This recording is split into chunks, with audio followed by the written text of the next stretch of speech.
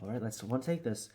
So my name is Kevin, and I'm going to be presenting my wave slides project. And I'm going to first start off with transverse waves, properties, and definitions. So transverse waves are characterized by the motion of particles in a perpendicular direction. They're primarily focused on frequency, velocity, amplitude, all that good stuff. This is how a transverse wave looks like. It's like a kind of like a hill in a way. Now to start us off, this is a crest. A crest is kind of like an amplitude. I'll get to that later, but a crest is just the tippity top of whatever hill. Troph is the opposite of a crest. It is right at the bottom. Wavelength determines the length of separation between this hill, this crest, and this crest. Now, like I said at the beginning, amplitude is very similar to crest, but instead of it being right here, it's kind of at the bottom, and this just signifies the measurement between this line and that line.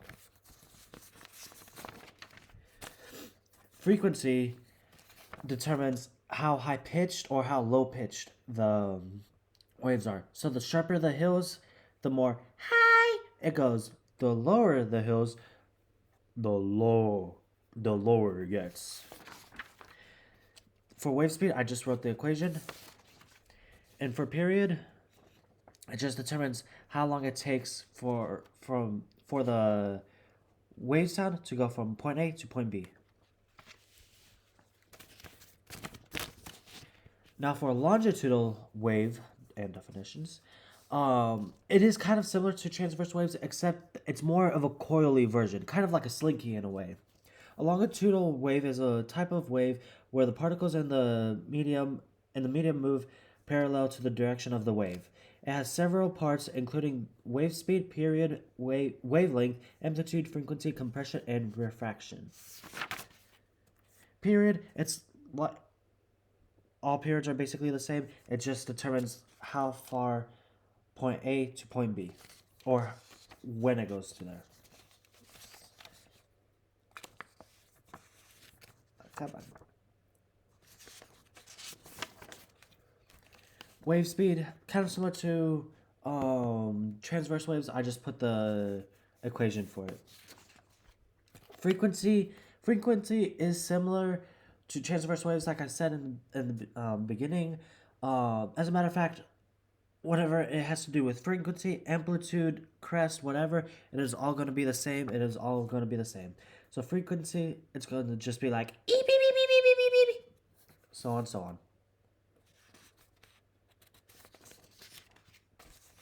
Now amplitude, however, I had to draw a different picture, is the distance between this line and that line. Well, kind of the same, but not really. Well, yeah, it is all the same if you think about it.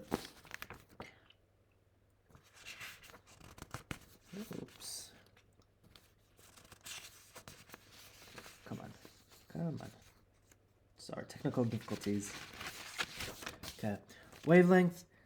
Like I said before, it's kind of repetition at this point. Just how long, what's the length of from this hilltop to that hilltop.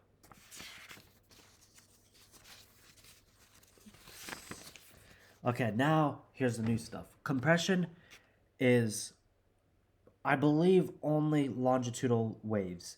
Compression is whenever you have these big, huge slinkies, and then all of a sudden you get to this compressed part where the slinky just becomes compressed and it just stays there.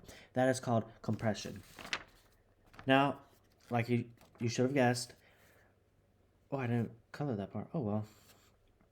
Refraction is the opposite of compression. It is these long parts that the slinky extends to.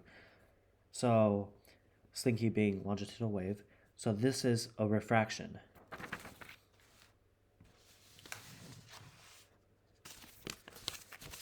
Now we're nearing the end. These are wave behaviors.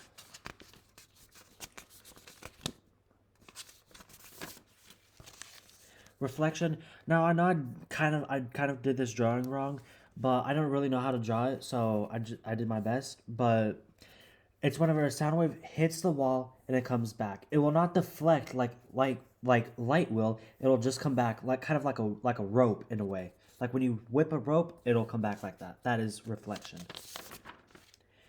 Interference, it's just an interference with sound.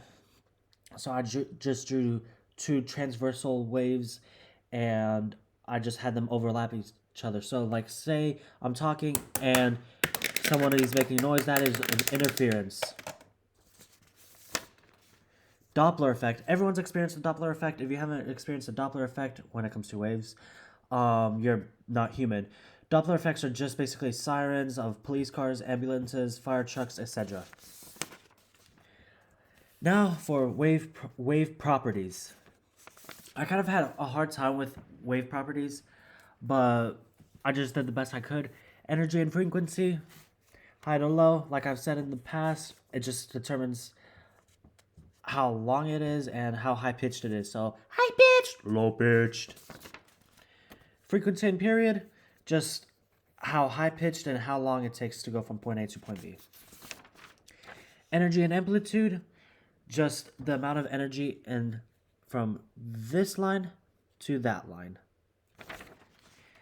That is all I have for you today. Thank you for hearing my presentation about wave properties. Have a good day!